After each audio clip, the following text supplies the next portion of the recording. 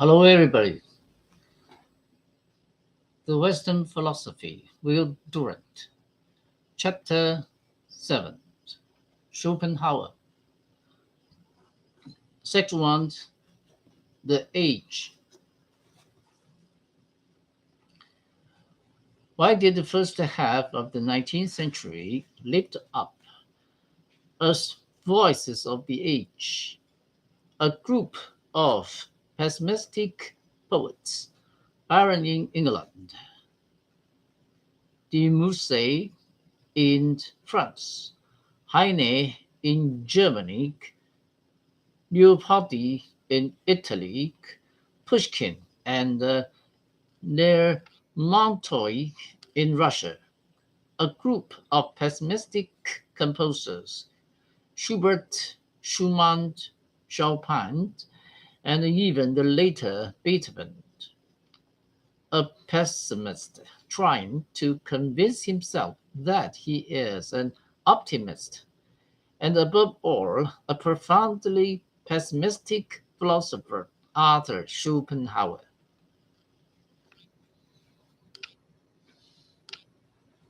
That great anthology of woe, The World as Will and Idea, appeared in 1818.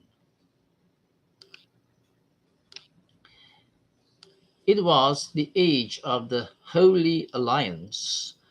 Waterloo had been fought, the revolution was dead, and the sun of the revolution was rotting on a rock in a distant sea. Something of Schopenhauer's apotheosis of will was due to that magnificent and bloody apparition of the will made flesh in the little Corsican, and something of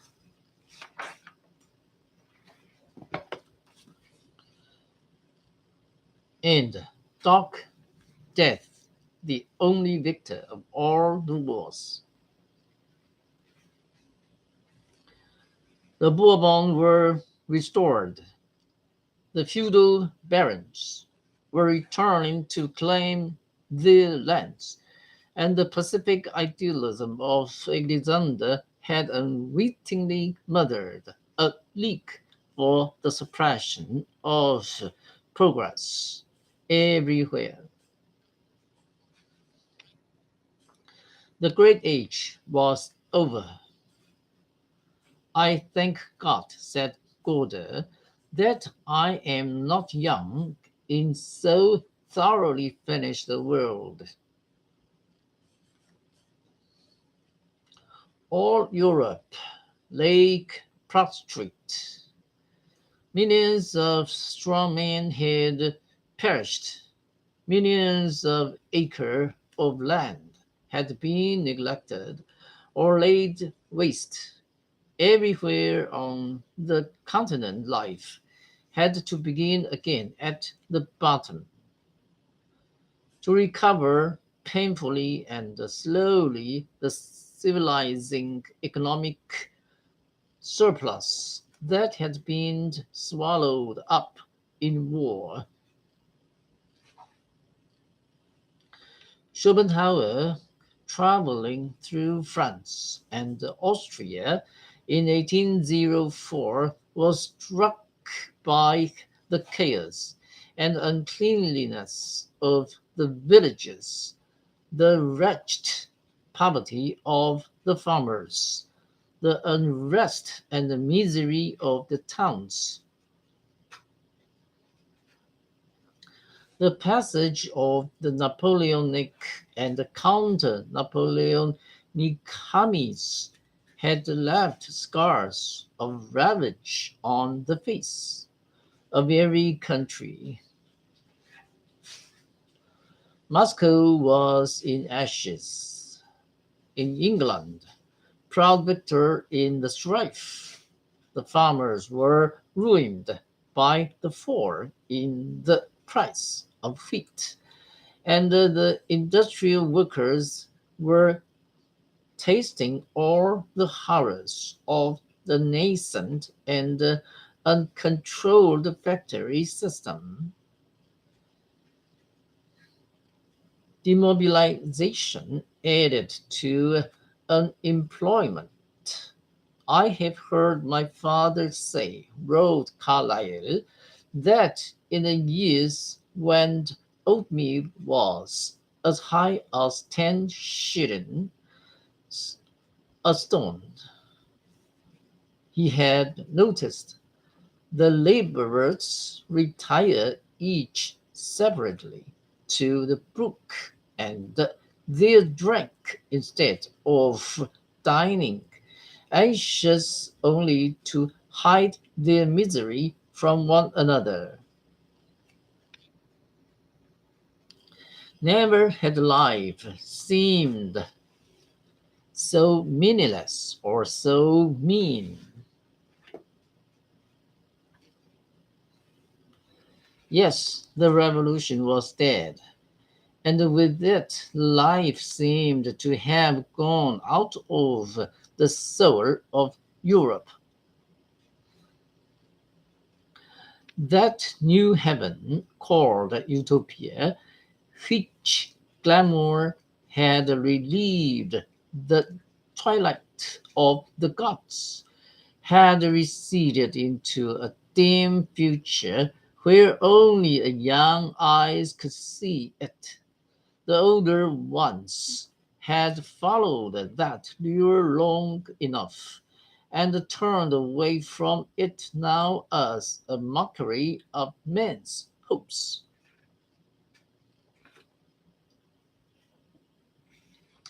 Only the young can live in the future, and only the old can live in the past.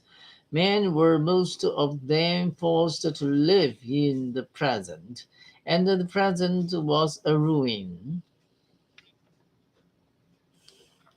How many thousands of heroes and believers had fought for the revolution? How the hearts of youth everywhere in Europe had turned towards the young republic and had lived on the high and hope of it until Beethoven tore into shreds the dedication of his heroic symphony to the man who had ceased to be the son of the revolution and had become the son in law of reaction. How many had fought, even then fought the great hope, and had believed with passionate uncertainty to the very end. And now here was the very end, Waterloo and St. Helena and Vienna, and on the throne of prostrate France, a Bourbon who had learned nothing and forgotten nothing. This was the glorious denouement of a generation of such hope and effort as human history had never known before. What a comedy this tragedy was for those whose laughter was yet bitter with tears. Many of the poor had, in these days of disillusionment and suffering, the consolations of religious hope. But a large proportion of the upper classes had lost their faith and looked out upon a ruined world with no alleviating, uh, alleviating vision of a vaster life in whose final justice and beauty these ugly ills would be dissolved.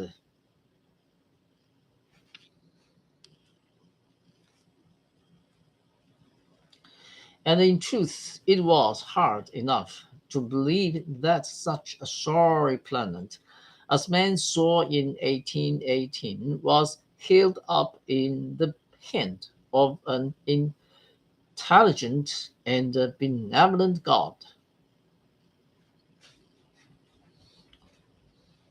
Mephistopheles had triumphed, and Eric Faust was in despair.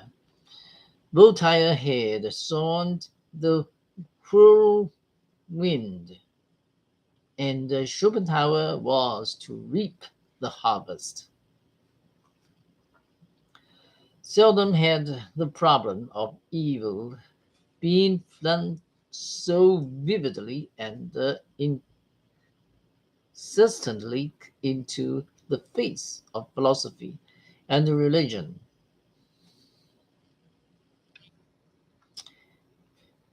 Every martial grave, from Bologna to Moscow, and the pyramids lifted a mute interrogation to the indifferent stars. How long, O Lord, and why? Was this almost universal calamity the vengeance of a just God on the age of reason and unbelief?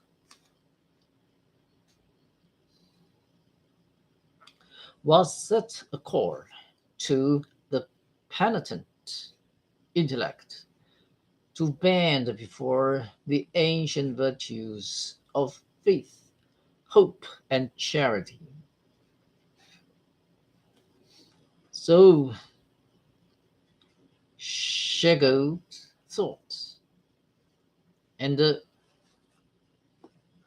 novelists and Chateaubriand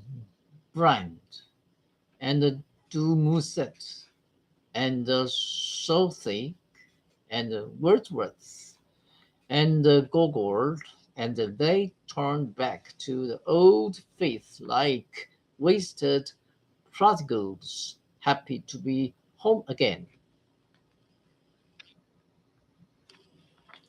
But some others made harsher answer that the chaos of Europe but reflected the chaos of the universe, that there was no divine order after all, nor any heavenly hope, that God, if God there was blind and evil brooded over the face of the earth. So Byron and Heine and Lermontov and Leopardi and our philosopher.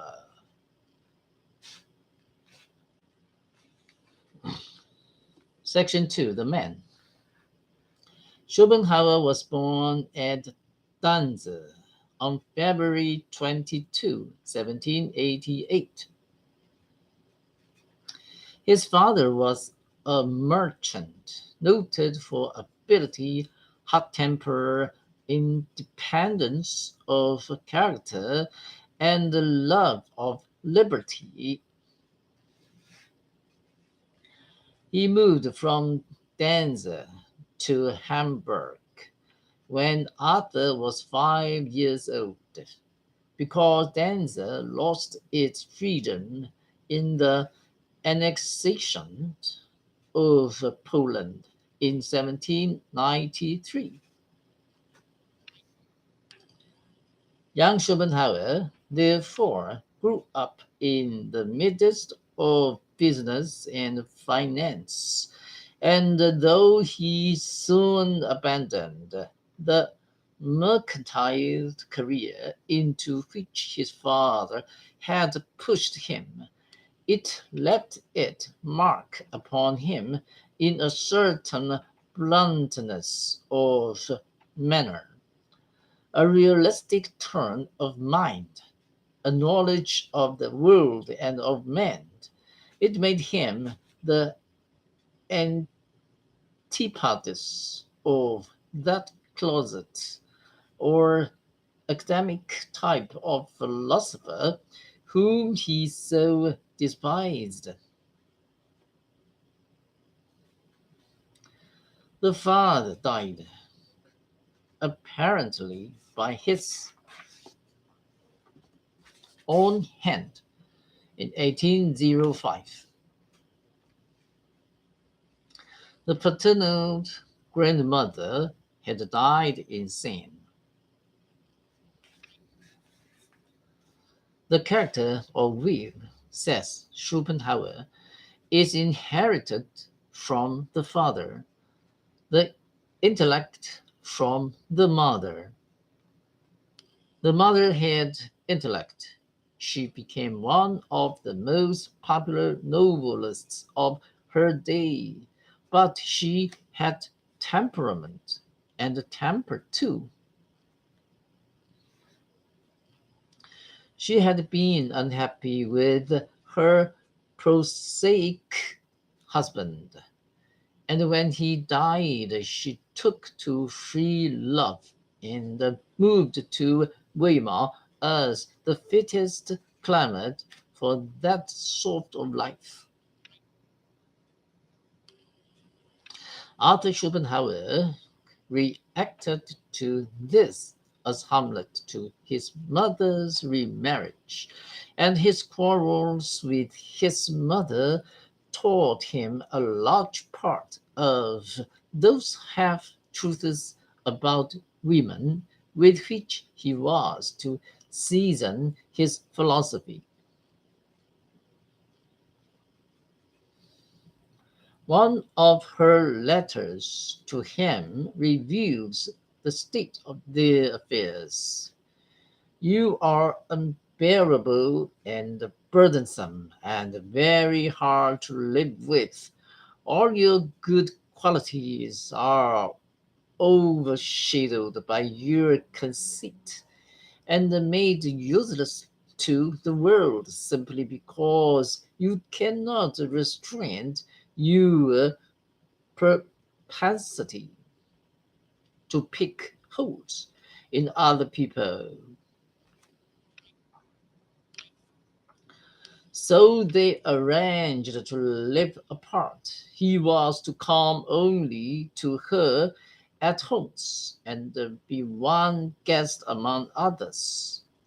They could then be as polite to each other as strangers instead of hating each other like relatives.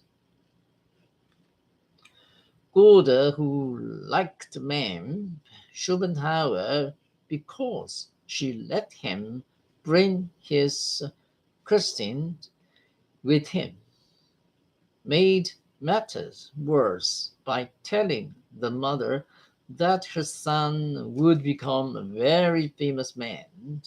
The mother had never heard of two geniuses in the same family. Finally, in some culminating horror, the mother pushed her son and rival down the stairs, whereupon our philosopher bitterly informed her that she would be known to posterity only through him.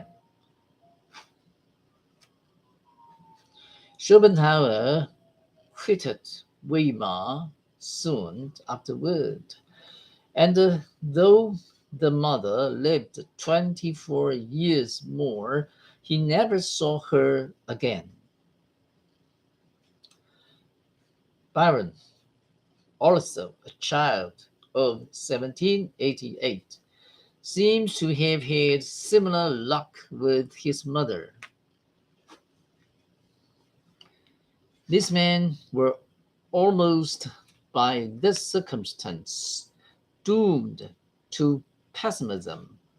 A man who has not known a mother's love and words has known a mother's hatred, has no cause to be infatuated with the world.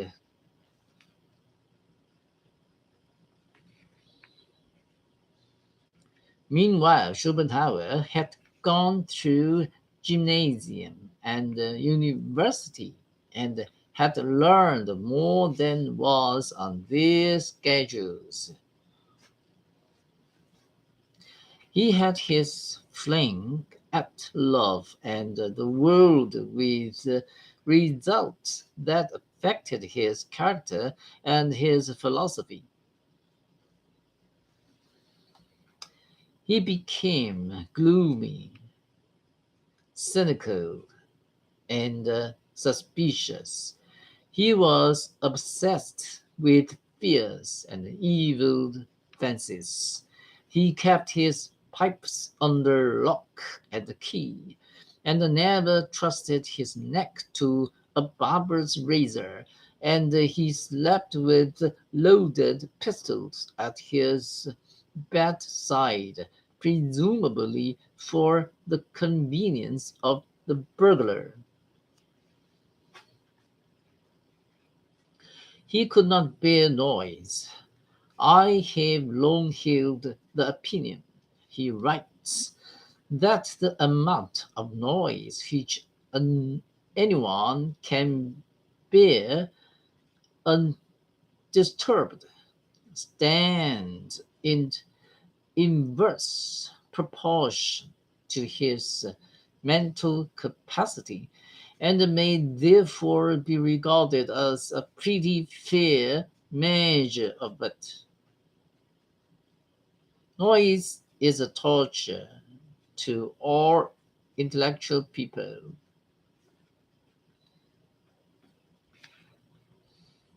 The superabundant display of vitality, which takes the form of knocking, hammering, and tumbling things about, has proved a daily torment to me all my life long.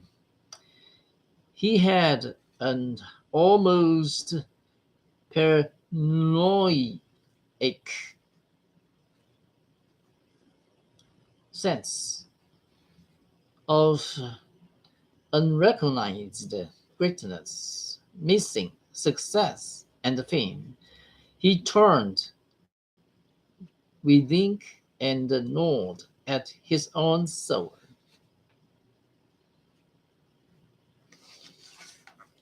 He had no mother, no wife, no child, no family, no country. He was absolutely alone with not a single friend, and between one and none there lies an infinity.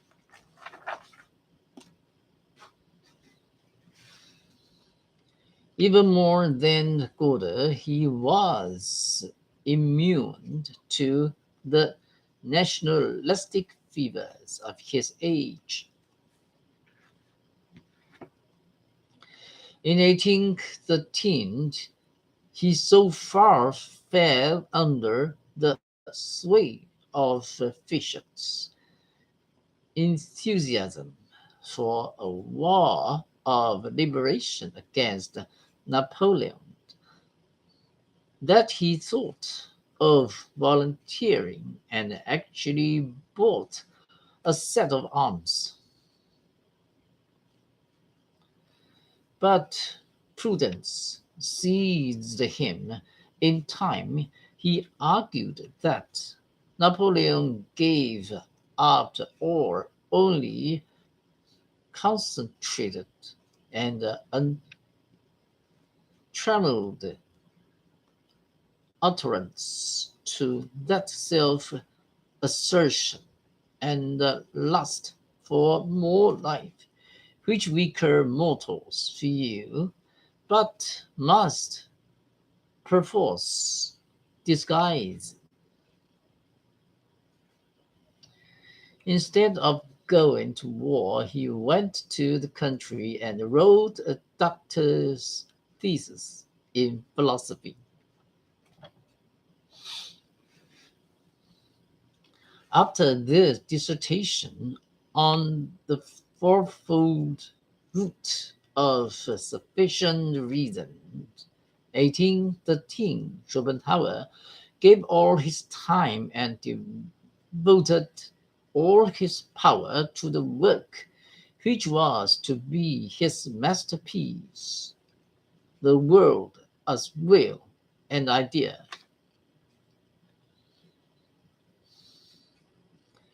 He sent the miss to the publisher.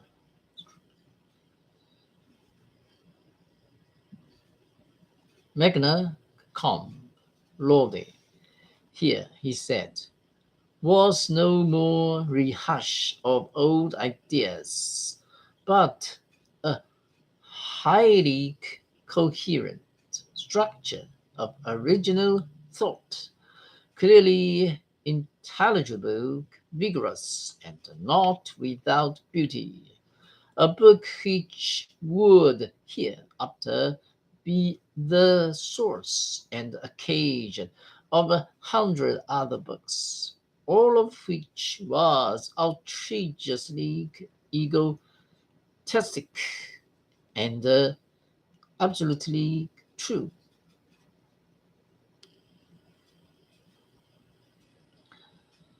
Many years later, Schopenhauer was so sure of having solved the chief problems of philosophy that he thought of having his signet ring carved with an image of the Sphinx throwing herself down the abyss, as she had promised to do on having her riddles answered.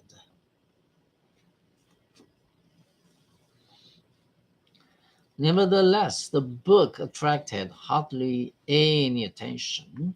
The world was too poor and exhausted to read about its poverty and exhaustion. 16 years after publication, Schopenhauer was informed that the greater part of the edition had been sold as waste paper.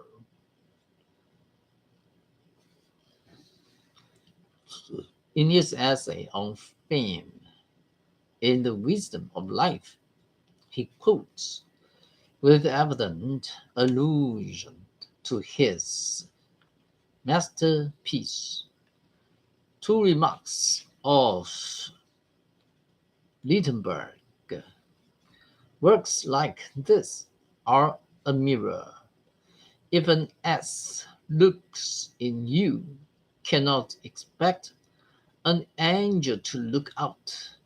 And when a head and a book come into collision, and one sounds hollow, is it always the book? Schopenhauer goes on with the voice of wounded vanity. The more a man belongs to posterity, in other words, to humanity in general, so much the more is he an alien to his contemporaries. For since his work is not meant for them as such, but only in so far as they form part of mankind at large, there is none of that familiar local color about his productions which would appeal to them.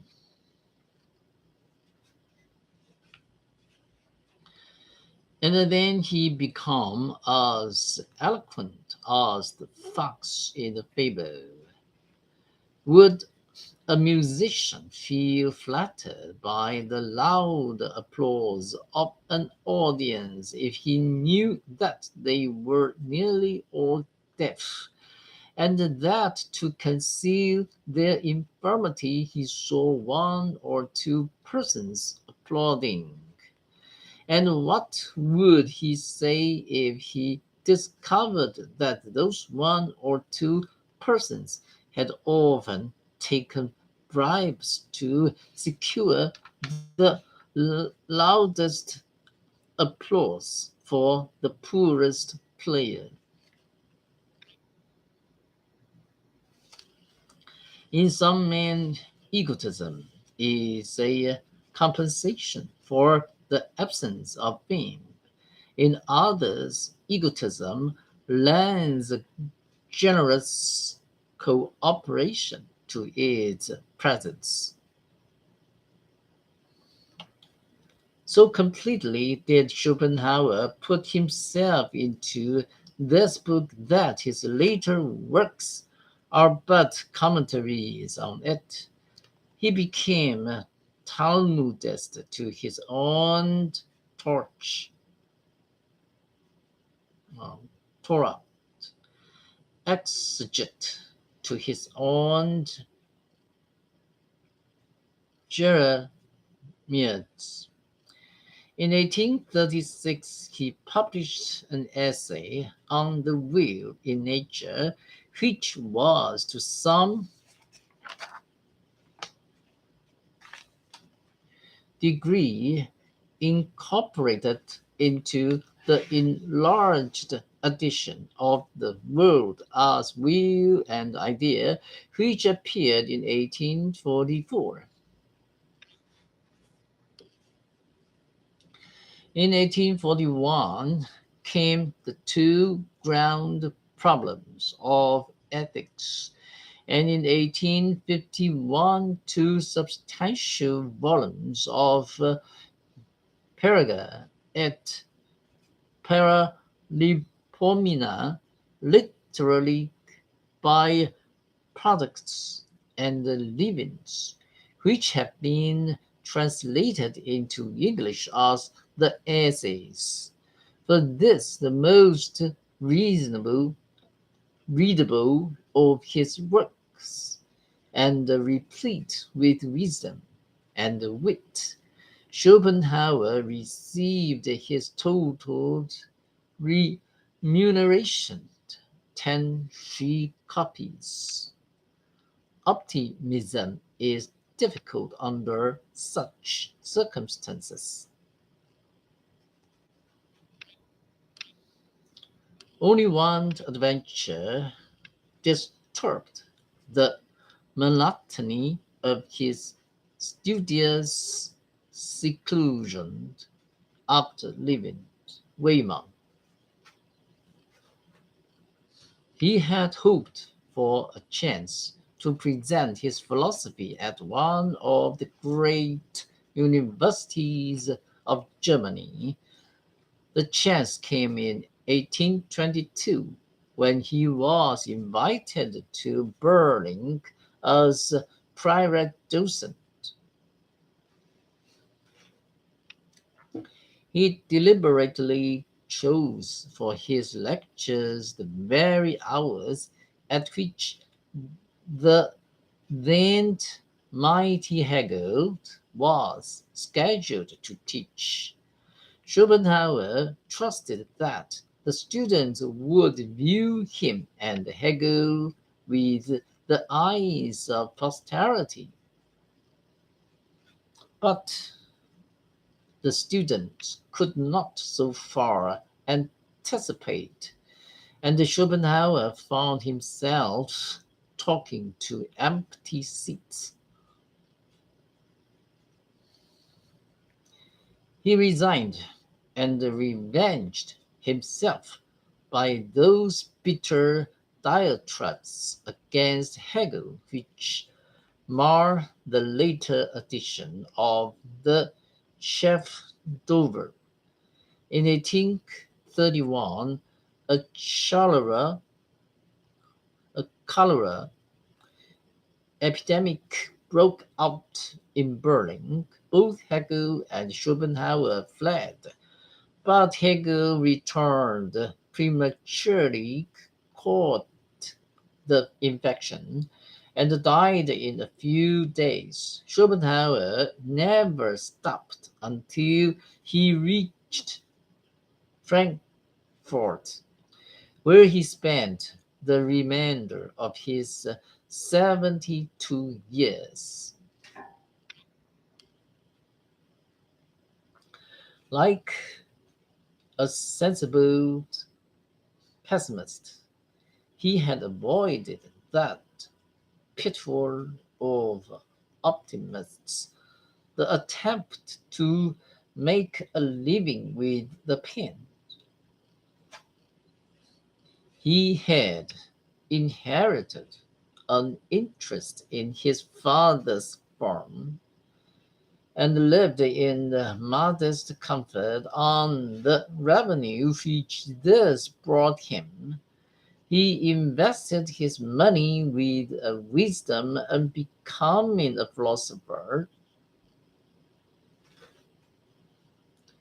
When a company in which he had taken shares failed, and the other creditors agreed to a 70% settlement, Schopenhauer fought for full payment and won.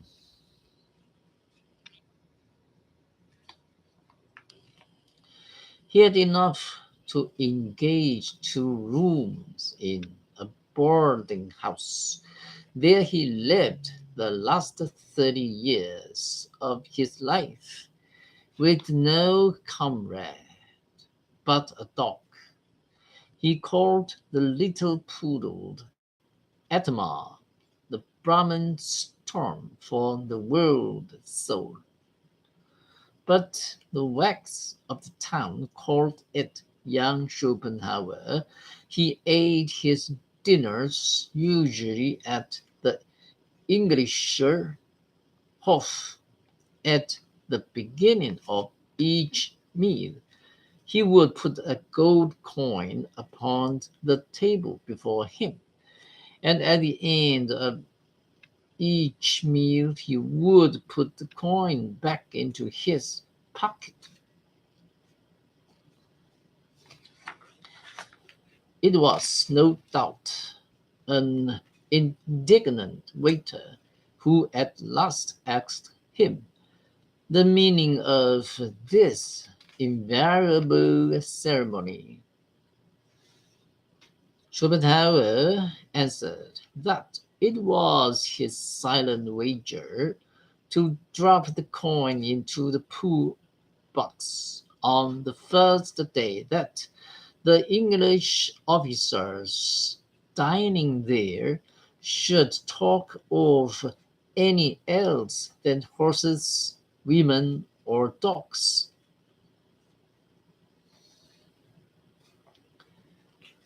The universities ignored him and his books as if to substantiate his claim that all advances in philosophy are made outside of academic walls. Nothing, says Nietzsche, so offended the German savants as Schopenhauer's unlikeness to them. But he had learned some patience. He was confident that, however belated, recognition would come. And at last, slowly, it came. Men of the middle classes, lawyers, physicians, merchants, found in him a philosopher who offered them no mere pretentious jargon of metaphysical unrealities, but an intelligible survey of the phenomena of actual life. A Europe disillusioned with the ideals and efforts of 1848, turned almost with acclamation to this philosophy that had voiced the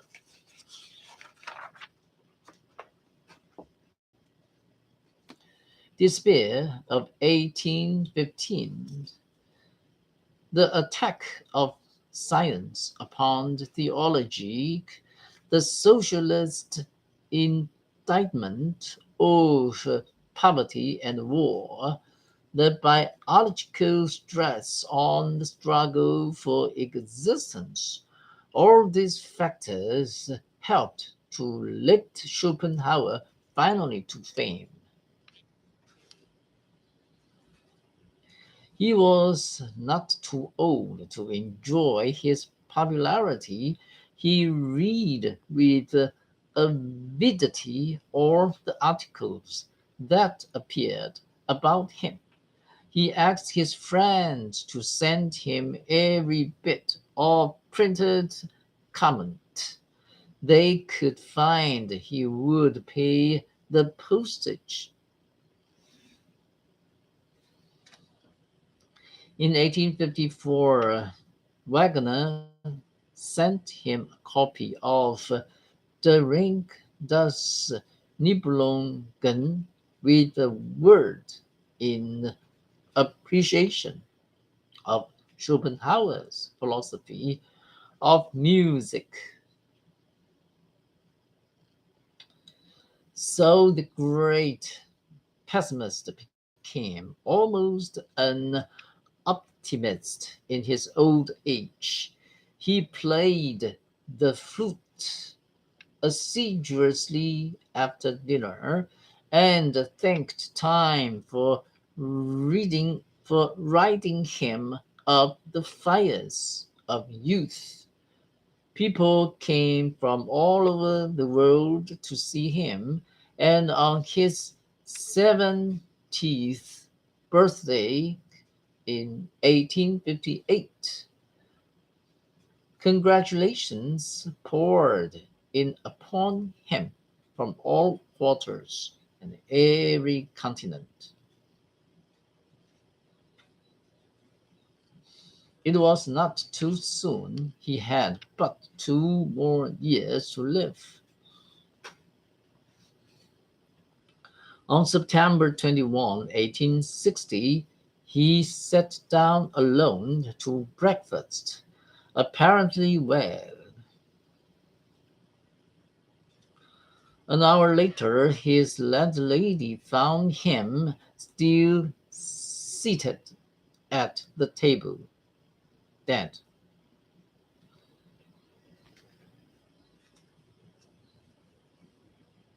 It is over.